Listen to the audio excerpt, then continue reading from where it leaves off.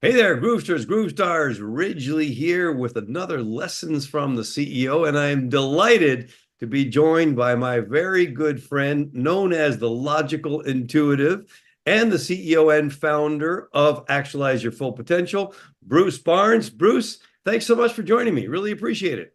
Hi, thank you for having me. Glad to be here. We're gonna have a little fun today, and you've had some very unique life experiences. We'll get to those, I'm sure, as we go along. But take us back. Where'd you start out? Because it were you always an entrepreneur or an entrepreneurial spirit, or did you go first in a different direction and then move into entrepreneurship? How'd that work out for you? Well, I just as the wonderful little side part-time jobs and that in the area and that, but evolved into what just to start out with, I had some serious health challenges as a teenager. So ultimately, through all of that, I decided to uh, just not finish high school, but get my GED and go directly into vocational school. Ah, So I was weighing my options because I had a couple classes in high school that really, caught my attention and interest. One of them was around electronics. The other one was computer programming. So as I sat there wondering, okay, which courses should I pursue? When I envisioned electronics, back then the TV sets were tubes, weighed a ton, very heavy to carry around. So the only thing I could envision with electronics was repairing television sets, carrying these big TV. I thought, okay, versus sitting in front of a keyboard and typing. It's like, I'll go that route. So that's how I made my career decision. and so you went And into the whole programming thing early on, yeah, before it was quite as fashionable as it is today. And where yeah. did that take you? Well, that was back in mainframe computer programming before PCs. So it's all punch cards, mainframe programming, and COBOL. And so seeing the evolution of all the computing technology and everything, that really sparked my interest with that logical brain and that. And so then as years went by, I became interested in, had a portable video camera and video recorder. So one of my dad's friends happened to stop by at the house one time and said he was starting a mobile video recording studio with just a converted van and going to businesses. So I said, well, I've been thinking about doing weddings. Any tips? That says, yeah, just start doing them. So that was my start into the entrepreneurial world. Wow. And how old were you then? And what was that? Do you remember the first one or the first one or two weddings when you kind of didn't know what you were doing? What was Yeah, that like? gosh, what was I? I was probably mid-20s at that point.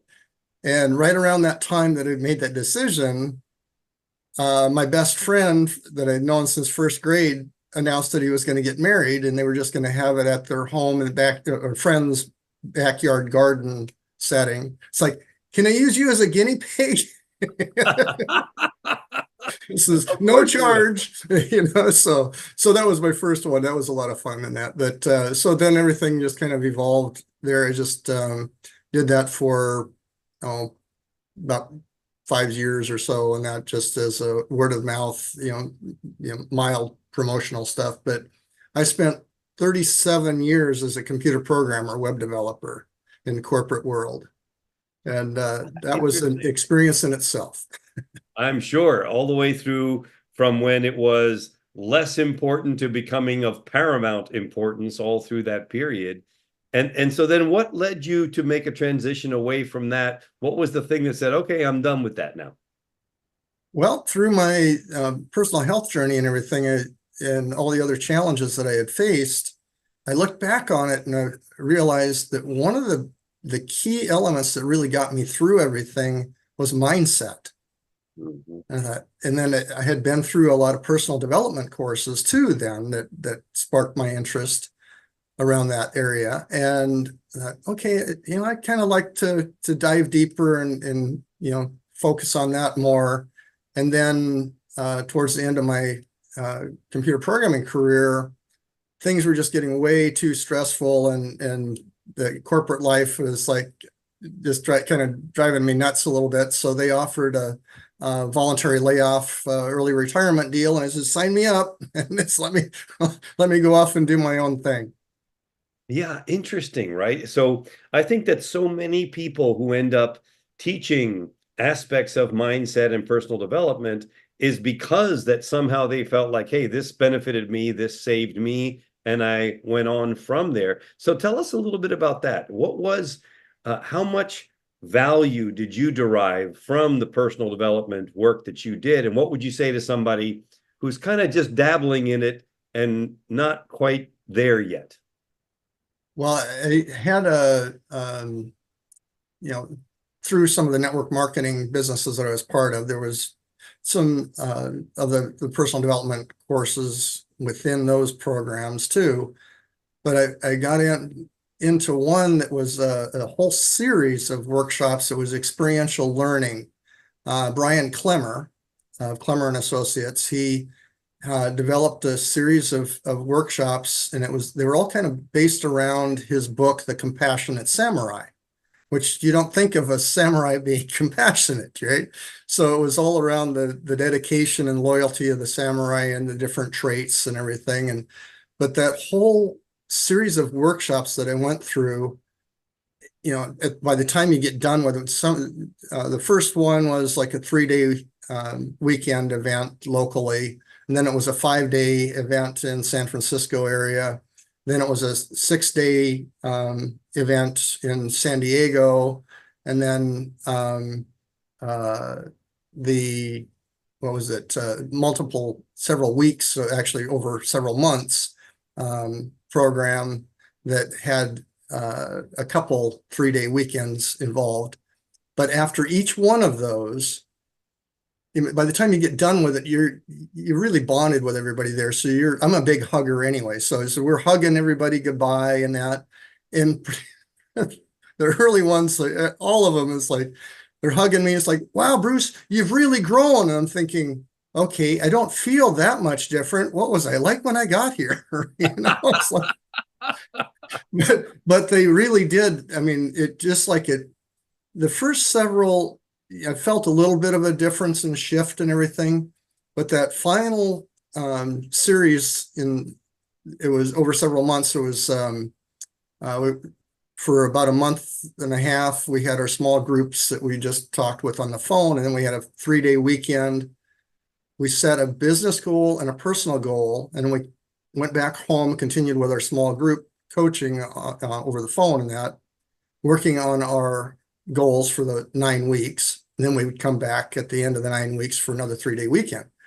About halfway through that 9-week period, that working on my goals, I felt a huge shift in my self-confidence. And when I came back for that second 3-day weekend, everybody was noticing it. And so it's an accumulation as you go through these different personal development courses. It's accumulating and you're building up, and finally there's a little tipping point. Like, there wasn't any one particular thing that caused that confidence shift. It was just all of a sudden, it's like boom, it just accumulated enough that it helped me. Right? And then you find yourself in a new place that you never go back from, which is very, very interesting. I know had the privilege of working with Brian a little bit back in the day, and tremendous work. Well, that's fantastic. And so if you were to say, looking back on everything you've learned, what are the top characteristics of a successful entrepreneur? What would you say the top couple of them are? Well, it's really having a growth mindset, recognizing that things aren't fixed. And also having that optimistic, positive outlook, and looking for I guess the silver lining in the cloud, and that's there's that solution. There's always opportunities sitting there, and don't focus on the problem. you can't solve the problem with the same mindset that caused the problem. Yeah. Now, I know a lot of people have called you the most optimistic person that they know. And yet you've been through so many health issues and challenges. Were those catalysts for that optimism, or where did this tremendous innate optimism or emerging optimism come from? Well, that's one of the things too, is that when I look back at my at one of my hospital stays, there was a psychiatrist that came in. It's like, okay, it's not up here, it's a little further down what the issue is, right? But they asked me one question that just kind of surprised me. He said, "What do your parents have in common?" And I'm like, absolutely nothing other than me. My mom was very negative, pessimistic. My dad was optimistic and creative and very innovative and coming up with different solutions and that. And I thought, well, that's really interesting. But I always kind of leaned more towards my dad as far as, because he'd always, have me involved in a lot of his projects down in the garage and that. So I think that really kind of honed my initial optimistic outlook. But then when I had the health challenges, and numerous surgeries and almost dying several times, that's humbling, especially having your last rites read to you and that. But through, I guess one of the things that it was, I don't know if it was a book that I read or somebody was telling me about it, about just the power of the mind and the everything. And I realized, okay, well, just focusing on that and keeping things positive will help my body heal and stay healthy and that. So that's where I just kind of really decided I'm going to just focus on the positive stuff and limit my exposure to all the negativity and everything. And what's interesting is that although it's been relatively recent, there's a lot of science now that absolutely says that's 100% accurate, and that having that optimistic, positive attitude completely influences all the triggers inside the body that will go and fight that stuff, that junk, help your immune system, do all of that. Very, very significant for sure. Mm-hmm. So then it morphed and changed and became actualize your full potential. Yep. Tell us a little bit about that. Well, that was kind of my tagline for my initial business, and I just thought, okay, I'm just going to use that as my business name and just help people. What I came up with, I was kind of centered around mindset anyway, and then with my health journey, there was always some aspect of wellness related items in there. But last year I came up with my framework is mindset, wellness, and communication is what I focus on. With foundation of everything is mindset, because that's one of the things I learned through all of my different, personal development journey, and that the mind, when you focus on something, your mind doesn't know it's not real.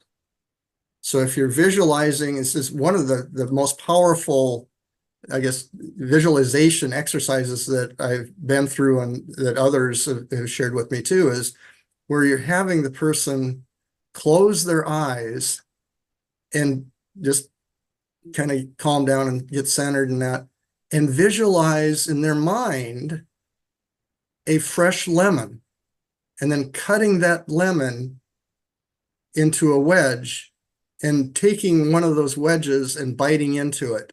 And everybody that does that, their jaw tightens up, because it's just like you bit into a real lemon. So, I mean, just mind, like what's happening to me right now. Right? Yeah, exactly. Yeah.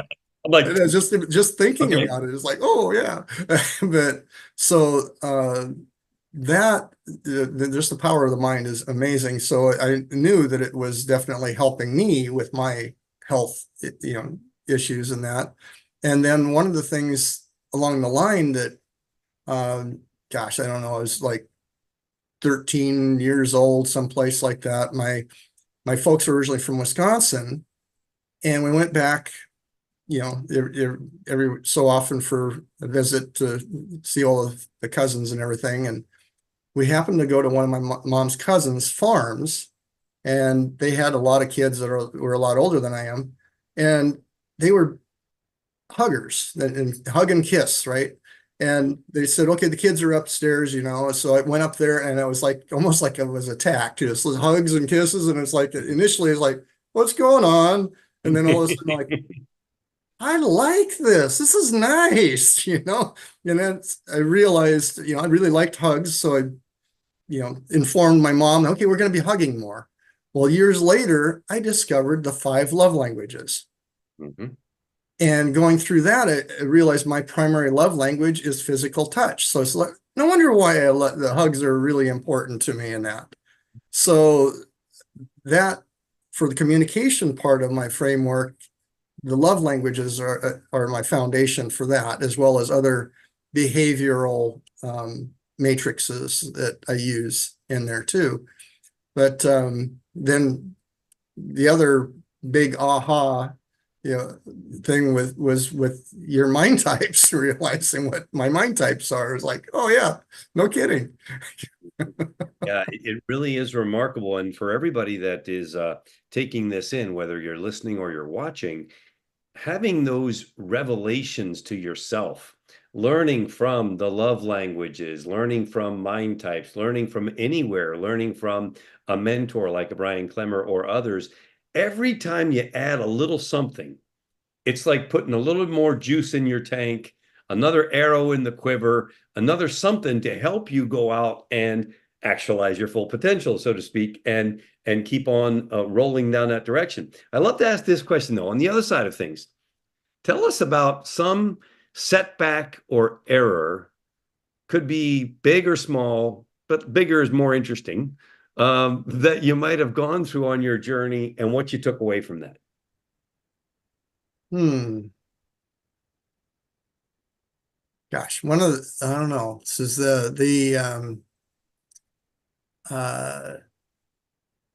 there's been a few different entrepreneurial ideas that the path I would go down and get down is like, okay, this is not working out at all type Oh, of really? I thing. thought I was the only one that had Yeah, that. no, it's like it's just the two of us, it's just Okay, just us, nobody else. Nobody else that's but listening has ever had anything like that happen to them. I get it. I mean that's one of the things that I also learned along the way though, is that failure isn't the end. It's just another lesson that you're learning, and just okay, take a step back and you know adjust and either tweak what you're doing or go in another direction. But I mean, it's just you take in the positive and the not so positive lessons that you've had, and that again is just adding to the wisdom. Is so okay, I know better next time. Not That's not going to work real well. So Mhm. Yeah, no, for sure. I think that anybody who's been on the entrepreneurial journey for any amount of time can certainly relate to that. Okay, let's at least try to fail our way forward, right. because if not, it's not going to work out all that well. So talk to us a little bit about mentorship. What has that meant to you in the development of your self and business along your path? Well, one of the biggest things is encouraging the other person, and not one of the biggest things that I've learned along the way is don't do it for them.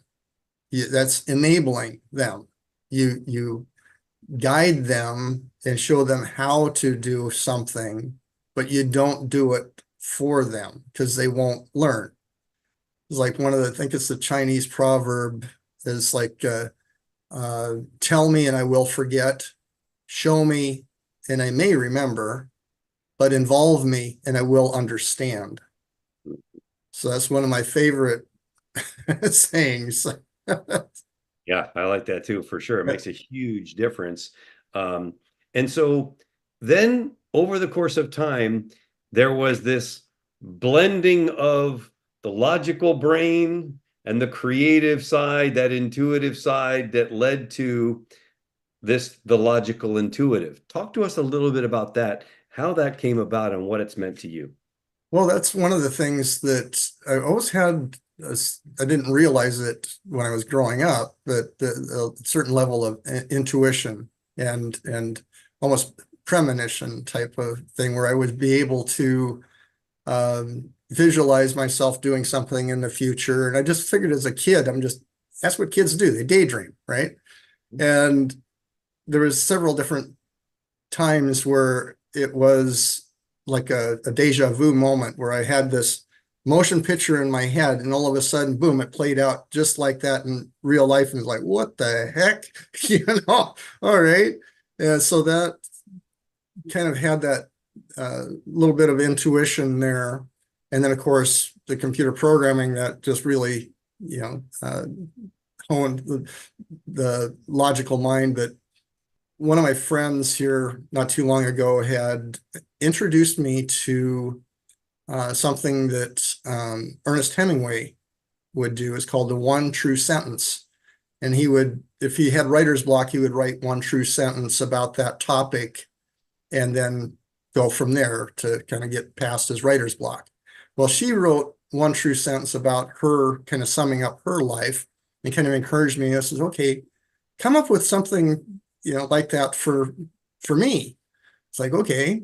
So of course, getting into the AI chat GPT, we had a little discussion and came up with one that really it really describes everything. It says, computer programming honed my logical mind, while my personal health journey cultivated my intuition. I am the logical intuitive, and I can help you actualize your full potential. Because I realized that my kind of unique coaching style was including not only logic, but also intuition. Because during our discussion, I'd get this intuitive hit. And it's like, whoa, wait up, back up a little bit. We need to go deeper on what you just talked about. So, do you find that at least one of the things that I believe yet seems to be a bit overlooked is that we can cultivate that intuition side. So yep. how would you help people, or what would you say to people who go, I'd love to have more of that? What can they do to help bring that out? Well, it's this, and someone else has mentioned this before too, is like listening to the whispers. Pay attention to those whispers. And when you have this intuitive feeling, follow through with it. And you will start having more of them and they would become stronger. It's like building a muscle. It's just, if you keep if someone's, whispering something to you and you just keep ignoring it, they're going to stop whispering.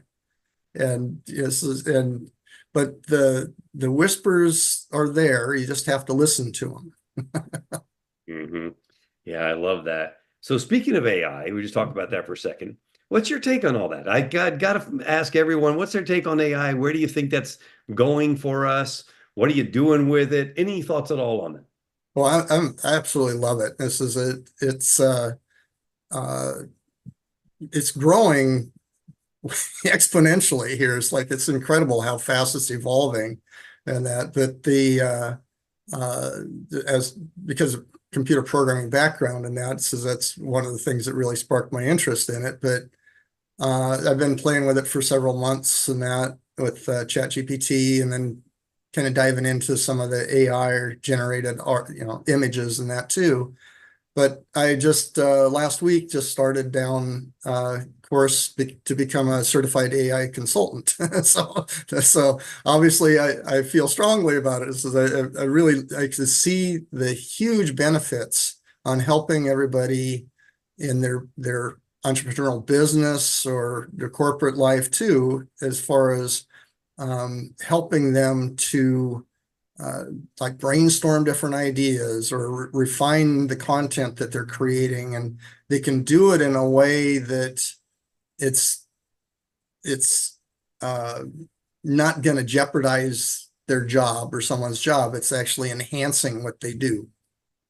Yeah, totally agree. And I'm equally excited about it and spend a lot of time doing it, as you well know. And always like, oh, well, what else could we do? And what else does that look like? And constantly asking the question, that was unique. Could we also possibly do this? Well, let's try and see what happens. All right. So I love this question.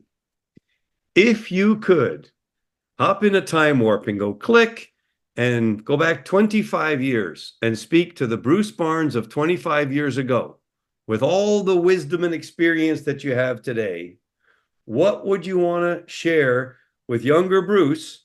And by the way, it's not acceptable to say, oh, everything's been fine, I wouldn't change a thing. No, that's not a good enough answer. It's got to be some words of wisdom. The younger Bruce, what would you say if you could go back and have a chat? It doesn't have to be perfect. Just do it. Get started. Making progress is better than having something that's perfect that never gets launched. Yeah, say a little more about that. Where does that come from? And because obviously I agree with you 100%, but where does that come from in your experience? Well, it's one of the things for years that I was perfectionist. It's like, it's got to be just right, and I'd get into like on video editing projects. It's like, oh, before the computer programs that help you with the editing and transitions and that, I'd have another separate little box that I'd run the video through to do the transitions. And if it didn't quite, if there was just a slight little hesitation, it's like, oh man, it's not right. It's like, or it just did something other that nobody else could see it. But because I knew it was there, I was thinking it wasn't perfect. But it's like, I'm the only one that knows that. So just, I finally got over that part. Like, it's fine. Nobody else is see it. Well, and I think nowadays, even more so, because we've reached this era where iterating, which is what AI does, and Yeah. optimization is almost a continuous process now. Oh You're yeah. never done. You're never there. There's always something else you could do, whether that's professionally or even in actualizing potential on a personal level. Yeah. Yeah. Perfection doesn't exist. It's not, at least not in this physical realm. Yeah, overrated too. All right. So if you had three resources that you would recommend that have helped you, maybe it's three books, maybe it's a podcast, whatever, oftentimes books, what would those that you would recommend for entrepreneurs, whether they're young entrepreneurs in their entrepreneurial career, seasoned entrepreneurs, or anything in the middle that supported you and helped you that you would want to share with others? What would those three resources be? I would say one being some personal development course. Mm-hmm. I mean, this is just that for self-realization and growth in that's, I think, very important. And same You have a thing. recommendation? Hmm? You have a recommendation on that? Uh, I mean, there's a lot of the big gurus out there and stuff that have a lot of different popular programs, but um, I guess I'm kind of fond of the Clemmer and Associates program that I went through, and that it's because it's a whole series. But Mm-hmm. the kind of along with that would be just um, positive mindset books, and with the Think and Grow Rich being, kind of the Bible, so to speak, on a lot of this. But and in other words, just kind of putting in as much positive, you know, into your mind as possible, and just again, this is with the AI. I mean, just don't be afraid of it.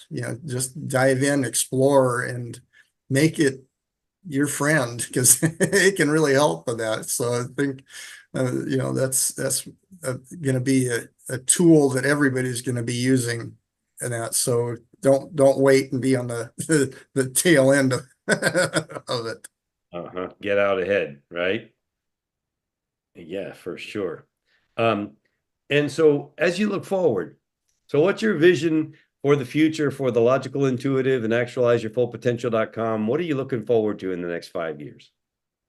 Oh, it's just, I've been so excited because with my framework, I'm going to be incorporating more AI into those areas, helping, my clients as well as myself in a variety of different ways. And just what we've seen evolve with it over the last, 6 months even. I can't even imagine what it's going to be like in the next 5 years.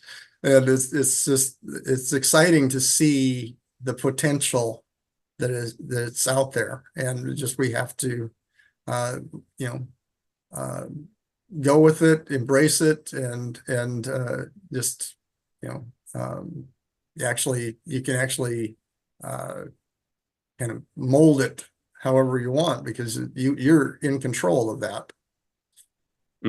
Absolutely. Final nuggets from you, Bruce Barnes, Logical Intuitive. What would you want to share with all the entrepreneurs that are out there? What nugget would you want to leave them with? Well, one of the biggest things that everybody deals with, I refer to as ANTS, ANTS, automatic negative thoughts. These are those negative thoughts that come in with, oh, who do you think you are? You can't do that. Those all pop into everybody's mind. So one of the things is to pay attention and recognize when that happens, and just like cancel that and replace it with a positive statement. Stomp out those ants, and again, reducing the negative and replacing it with positive. I'm writing as fast as I can over here to capture that. That is great. I Because love that. one of the Up little out the things ants. is with, I mean, everybody has 60 to 80,000 thoughts a day. Most of those are the same thoughts you had yesterday, and most of those are negative. So So, it's really worth taking the time to pay attention to the ants, stomp them out, cancel that, replace with a positive. Did I get it right? yep. All right. Bruce, thank you so much for the time you've given us today. Deeply appreciate your wisdom and experience and your willingness to share it with all of the entrepreneurs that are out there on their own paths. And Groovesters, Groove Stars will catch you next time on another Lessons from the CEO. Until then, Bruce, thank you very much. Ciao for now. All right. Thank you.